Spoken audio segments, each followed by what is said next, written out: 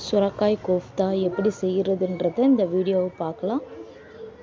இப்போ ஒரு சுரக்காயை எடுத்து அதை நல்லா சீவிட்டு அதில் இருக்கிற தண்ணியை புழிஞ்சு தண்ணியை எடுத்துக்கலாம். இப்போ வெங்காயம், பச்சை மிளகாய், புதினா, கொத்தமல்லி, மல்லித்தூள், மஞ்சள் தூள், பெருங்காயம், பெப்பர், உப்பு எல்லாம் போட்டு பிசைஞ்சிட்டு கடலை மாவு 1 கப்பு, கார்ன்ஃப்ளவர் 1 கப்பு சேர்த்து பிசைஞ்சு பால் சைஸில் உருட்டி எடுத்து எண்ணெயில் போட்டு பொரித்து எடுத்துக்கலாம். ஒன்றா கோல்டன் கலர் வந்ததும் அதை எடுத்து தனியாக ஒரு செப்பரேட்டாக ஒரு கிண்ணத்தில் போட்டு வச்சுக்கலாம். இப்போது கோஃப்தா ரெடி. வெங்காயம், சோம்பு, சீரகம் அரைச்சி வச்சுக்கலாம். இப்போ எண்ணெயை ஊற்றி பட்டை லவங்கெல்லாம் போட்டு அரைச்சி வச்ச விழுதியும் சேர்த்து நல்லா கிளறிட்டு 1 ஸ்பூன் இஞ்சி பூண்டு பேஸ்ட்டு போட்டு தக்காளி விழுதியும் சேர்த்து உப்பு போட்டு நல்லா கிளறிட்டு 1 கப்பு தயிர் ஊற்றி அதையும் நல்லா கிளறிட்டு மஞ்சள்தூள், மிளகாய்த்தூள், மல்லித்தூள் போட்டு அதையும் நல்லா கிளறிட்டு ஒரு 5 நிமிஷம் கழித்து தயிர் சேர்த்து அதையும் கிளறிட்டு ஏற்கனவே புழிஞ்சு வச்சுருக்கிற சுரக்காய் தண்ணியும் சேர்த்து நல்லா கொதி வந்ததுக்கப்புறம் நம்ம செஞ்சு வச்சுருக்கிற கோஃப்தா எடுத்து போட்டுக்கலாம்.